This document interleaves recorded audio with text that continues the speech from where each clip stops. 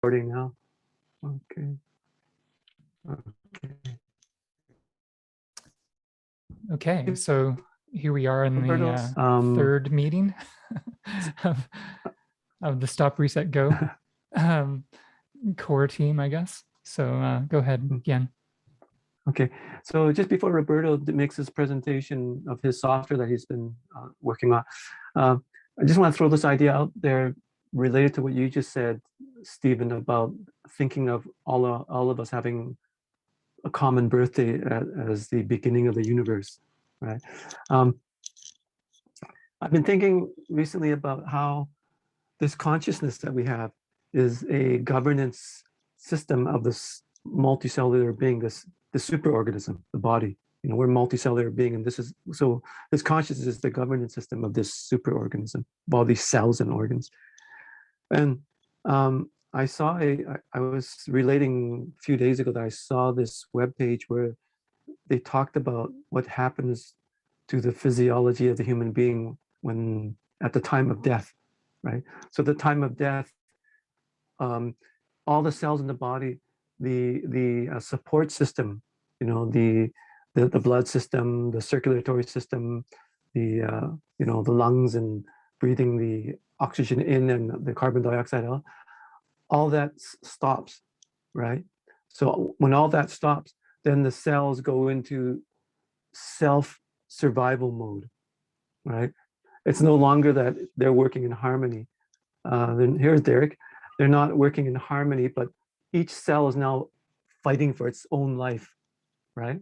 So each cell is now fighting for its own life, and that causes it to start cannibalizing different physiological cellular structures at the cellular level, right? And so that really drives home the idea that this consciousness that we humans have, and which this is, you know, in the deep humanity framework that I'm developing, I use this terminology from Schumann, and I can't remember the other author, but they coined the term symbolosphere, the space of all symbols. So we are so they have the concept of the symbolosphere and the physiosphere, right? This physiosphere is all the objects that we can sense with our senses, but the symbolosphere is the ideas that go on in our head, you know, the thoughts and also the feelings. And so those are inferior, you know, they're not objective. You can't actually measure them in any way. They're not material, they're immaterial, but they occupy so much of what's relevant in our lives, right? This world of the symbolosphere that we're immersed in. Like right now, we're exchanging ideas. That's part of the symbolosphere, right? And yet, when we die, we don't know what happens to that part, but the physical body that starts to deteriorate, right? So it shows you how it puts into contrast how powerful this idea is, that I think it points to the sacredness of being a human being, you know, that we are engaged in this kind of governance layer of this body, right? And it's the level at which is meaningful to us, right? Because we don't sense what's happening to my cells in my finger or in my, you know, here, or, you know, in my organs. We actually don't, that doesn't reach consciousness, doesn't reach the level of consciousness. Consciousness only concerns itself with things at this level, right? So in a sense, it's kind of tying into what you said about trying to recognize that we only have one birth moment, the beginning of the universe. So I don't know what your thoughts are about that, but I just wanted to throw it out there and see what kind of feedback. Yeah, I love that idea of what I've been exploring as a designer, as I've been witnessing the evolution of design over you know, most of my life, but professionally as a designer for 32 years or 30.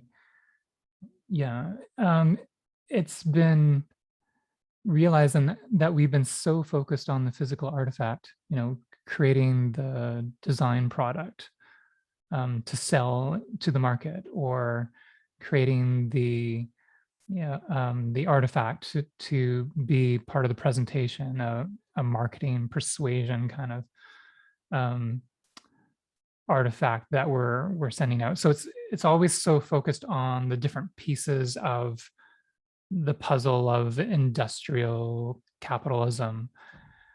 And what we don't get permission to do generally as designers is actually to think about the holistic system, to actually think of ourselves as more than just the scientific reductionist objective view of reality that is only about the things you can measure and the metrics of capital and the exchange of monetary resources, but we completely ignore this realm of what is beyond the physical, and we can call that the metaphysical, right? And that usually makes us go into the realm of, oh, you mean the esoterics, the spiritual? I mean, that's nothing to do with reality.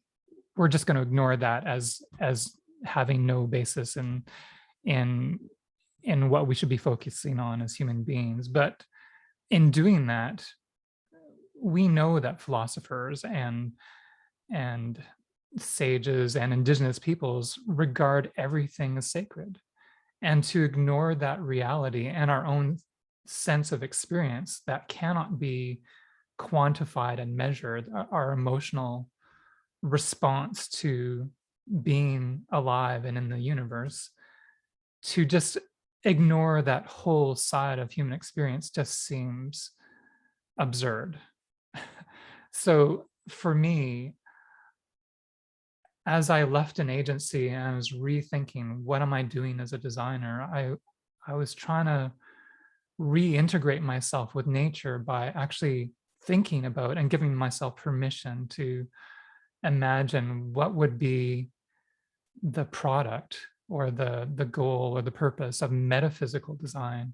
And it was recognizing that actually what we're doing, even within the corporate reality, is we're shifting from a focus on physical artifacts to actually developing complex social systems like Facebook. So Facebook now has more users in the system than there are um, citizens in any one nation state. So they are becoming this huge social system, but we're not actually thinking through the unintended consequences of what we're manifesting in that, giving our power over to one entity that's going to try to control all of the behavioral manipulation capabilities. It's actually being weaponized against humanity, and it becomes an engine for creating totalitarian systems and authoritarian regimes that devalue democracy and undermine the sense-making capabilities, like actually overtaking journalism to the point where all these traditional media organizations are now subservient to this technological corporate monopoly. So once we realize that that's what we're doing, we're actually handing over our agency to these large technological monopolies. We have to actually go, what are we doing? Why don't we actually just unplug from all of those systems? As soon as we do that, once we realize that we have agency beyond these technological monopolies and governance systems that are designed to take away our social influence, economic capacity, and political agency, and then outsource that to these leaders and authorities of these, CEO billionaires and political leaders of nation states. We are just becoming automatons in a system that is designed to eventually replace us with artificial intelligence and automated systems that, once those are in place, they don't need humans anymore. Well, if we shift the focus of value away from monetary systems, which are abstractions to begin with, to the actual reality of being human and that experience of being formed over billions of years. I mean, that shift in value from the monetary extraction of value as money to actually no, the value is in billions of years of physical, chemical, biological, and cultural evolution that is manifested as these amazing organisms and social systems that are, you know, we've effectively taken over the globe without realizing our agency and our power. So this shifts the entire story of what we're doing to why are we doing human-centered design when actually we should be doing life-centered design that recognizes that we're integrated in all of life, in the quantum mechanics to the cosmological you know, scale of life and all the different scales that we can see this holobiont, this all of life together. So the stop, reset, go idea is actually stopping to consider, who are we? What are we doing here? And once we really consider the ways we have been driven by fear and scarcity into just instinctual responses to a very scary environment. But what we actually have here is this amazing possibility, infinite potential that David Bohm talks about of life becoming self-aware, universe becoming self-aware through these holobionts, these executive functions of these multicellular beings that are only becoming aware through their own technologies what we're capable of.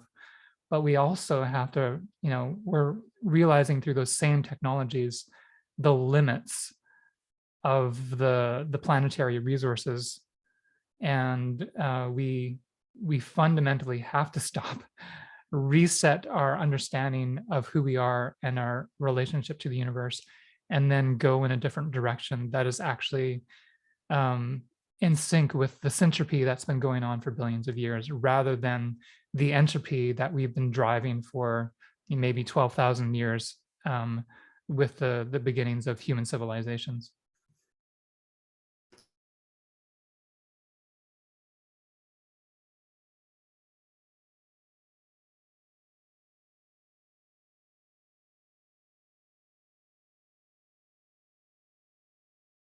You typing away there again? Yeah, I was so- typing away. Yeah. Yeah, I I like think that. my feedback is that that word agency, that's one word we haven't used yet, which is really important for what we're trying to do. Trying to mobilize 1 billion people is really about agency, isn't it? Exactly. And Yeah.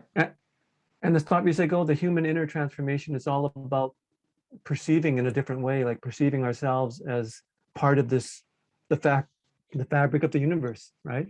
And then once we know that deeper understanding, then we can reorient, change directions, and then we can do the social change that's required in order to move in the right direction, you know, in harmony with the universe. Derek is back. Maybe let Roberto, you want to just chime in here now?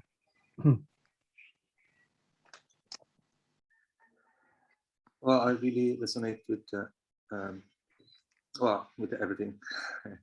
we really have a task ahead, I believe, and that task is to create some sort of a platform that is not owned by anyone, but owned by everyone. And in such a platform, we would really have to see how we connect to the environment and with each other and with our projects, and it's The realization, the ultimate realization that we're talking about here is that everything is connected. We are connected since the beginning of the universe, right? So we are the same being with each other. We are the same being with the planet. We are the same being with the universe. And as such, also kind of autopoietic. Yeah, I'd like to show you as a little teaser of something that I've been working on, although I kind of need to go to another meeting. The code meeting is starting. If I can get like a screen share capability, I just give you some. So this is just a teaser, or it's something that Yeah. is far Try it from now. production ready or anything like that. It's just something we've been working on, but I think it resonates with the kind of discussion we've been talking about. Also, kind of like being created out of inspiration, out of many of the things like NUMAP and the Memoration Protocol. You can see the screen. Oh, sorry, that's your turn. Yes. Yeah, we can see it. And now imagine this is a dashboard of a graph, which kind of like you can navigate and understand that everything is connected, because if you're connected to the graph, you're connected. But you can also have like subgraphs that are disconnected, that didn't yet find that somehow they're connected. We're now just going to click on one. This is just myself. And here you could see, like, I decided to represent myself in 4 aspects: my location, my friends, my projects. On my project, you will list the project I'm working on. And on this, there would be Liminal Village that would on its own have people where you can find me again, but also somebody else, and so on. So this is like a graph, the graph that you can travel. The nice thing about this is that this is not a platform. This is just a protocol. What I'm doing here, just by typing my address here, I'm just typing the address of a GitHub where that information is stored. So when I decide to change, I am the only one that can change this information right now. So when, or if I choose, a group could be changing this information. And nobody else on it is publicly available, of course. But so here's the one from the Liminal Village that I showed. So the nice thing that I'm implementing here, where is it? Is that as this is my project, and this is my Holon, my personal, okay, this is a Liminal Village. Let's just go to my personal Holon.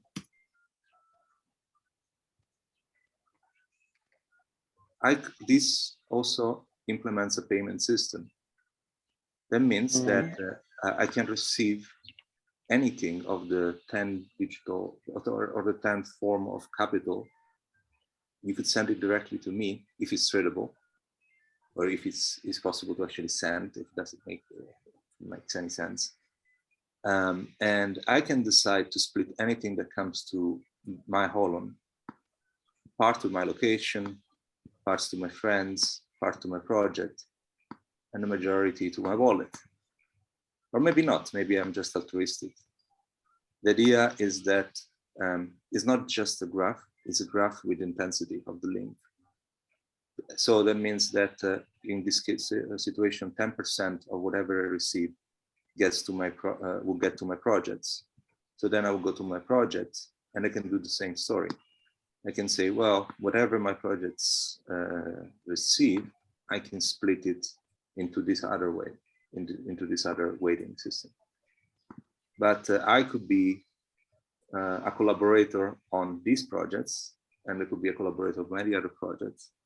So I can receive payment streams from all different locations, and also the projects and also the locations, right? So it's all about where are you in the graph and how we're sending the blood flow into the organism. So to the metaphor that we were talking about before, this is a very simple way where everybody can own their data to link to each other and share not only the information about how to find us, but also the information on how much do we trust each other, how much do we appreciate each other and the projects we're working on. This is just a teaser, so because I Yeah. should do. So I don't want to stop you there, Roberto, but Gian, do you remember yesterday I was asking you to download this strategic intelligence application? And in that aspect, I was telling you that they have out this mapped out system. And Yeah. what I was trying to get you to understand or see is exactly what Roberto has just shown us here, right? So building out an interconnected map between all these, things that we are trying to convey into this message, right, into action, projects, whatever it is, it needs to be accessible through just one seamless protocol and linked directly to even the main, you call these holons, right? To the main holon, which is SRG. So we could have a main holon, which is SRG, and in SRG we have projects, this happening there. My location, where are the locations that SRG is present in? Which countries are those? Is this SRG initiative happening in or making waves in, right?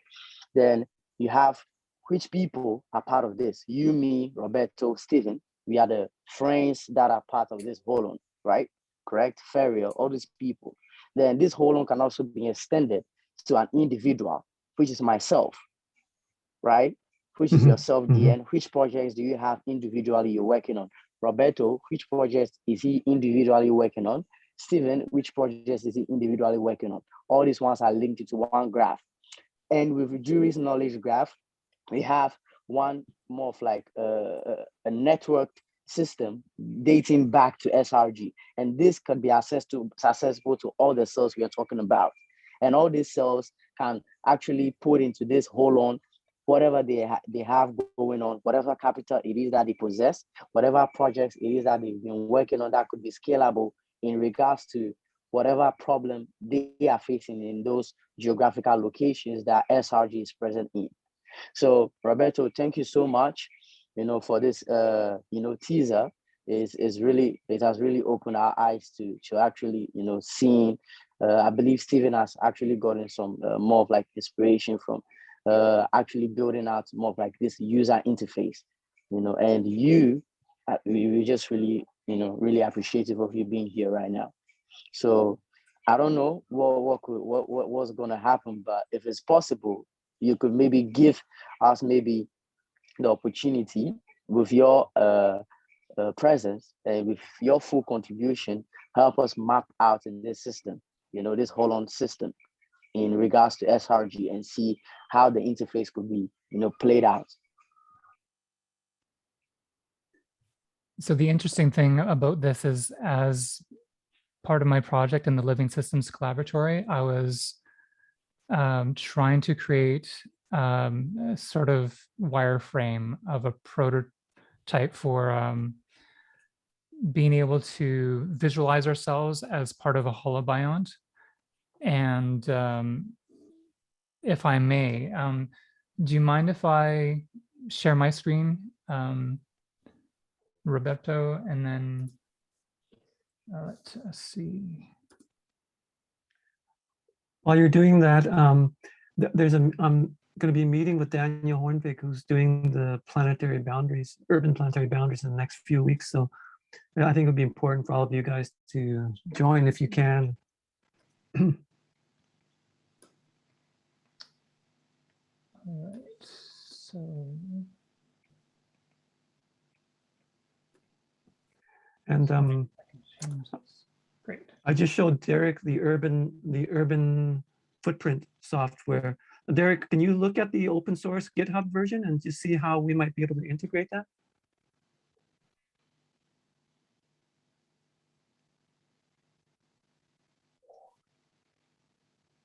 So what I'm showing you here is, and it's a pretty big document here.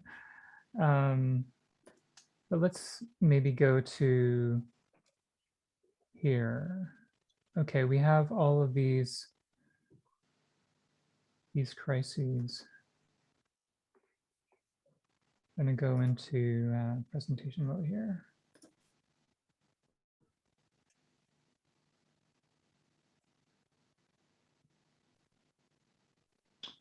Cool. Can you guys see that now? Yep. Cool. All right. So I imagine the Builders Collective as this way of, so I've been talking to Gian about how there's some interesting synergies between, oh, I'm going to run out of time in about 10 minutes, but so I'm using the Bauhaus, kind of leaning towards using triads as a way of understanding materials and the reality that we're in. And it aligns really well with primary colors and primary forms. And so I reduced that to a kind of way of thinking about metaphysical design, how human beings are engaged in this process of imagining, designing, and building the future together. So, if I may,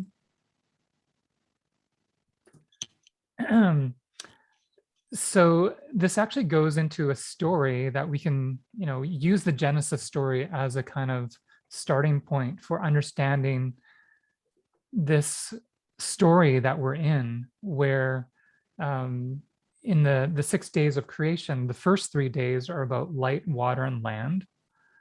Mhm. And the next 3 days, again, follow a similar pattern, light, water, and land.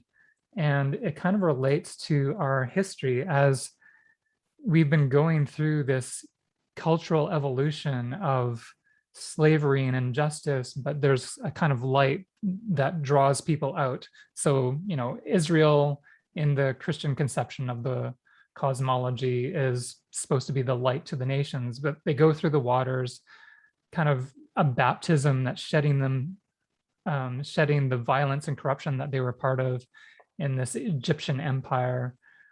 And then they go to this promised land, but what they end up doing is just repeating the same cycle of creating the same power structures and the same violence and corruption, and they end up in exile in a foreign power. Right. So we repeated the cycle after the birth of Christ, and there's a new conception of reality that becomes a global dominant ideology. But we recognize that the same process has been happening: light, water, and land. This city of light, maybe the wealth and power of the Roman or the Holy Roman Empire turns into this rape and genocide of the planet. And ultimately it ends up in the theft and extraction of resources from the land. So now we find ourselves in all of these systemic crises: the biological, the personal, the social, the economic, the political, the ecological. And the Bauhaus comes along and tries to solve these problems by creating a new vision of the future. What ends up happening is 100 years later, we're back into the same place, all these same systemic crises. So how do we get out of here? Well, maybe we think of this as a metaphysical story of how we are engaging in this process of enlightenment and understanding, going through an emergence and transformation to the healing and regeneration of the land. So this is the evolution of design from physical artifacts to living systems. Right. And what we find is we are becoming a creative, collaborative, self-organizing learning community. But that's kind of, you can say that's the universe. And all the living beings on the planet are doing that. So this is how we're navigating metaphysical gravity. This is the learning process for all of us. And we've gone through these, we can see our media ecology as a kind of starting out from the center. You drop a pebble in a pond and you have this effect of concentric circles or waves emanating through time. So we start with Christianity and empire, we grow to colonialism, it grows to capitalism. Now we've got climate change and coronavirus. And with the design science decade that Buckminster Fuller was proposing, there's a way to reverse this process of entropy back into a living system that recognizes all these different aspects of human experience. And it reintegrates us into the biological, the personal, the social, economic, political, ecological as a holistic system of understanding where we are in the universe. And we can then conceive of ourselves in these, is it hierarchies of localities around the world? Are we in competition? Well, it's not just competition. It's also that we're building networks of family, friends, neighbors, work, community, and then collaboration at all these levels of the system, the holobiont. Mm-hmm. So then when we start to conceive of the molecular and then the biological and then the social structures of the planet, and then go to seeing the Earth in this overview effect of the astronauts looking at our planet and going, this looks like a cell. Maybe this is where the idea of John Lovelock and Lynn Margulis conceiving of the Gaia hypothesis, that maybe the Earth is a self-regulating system.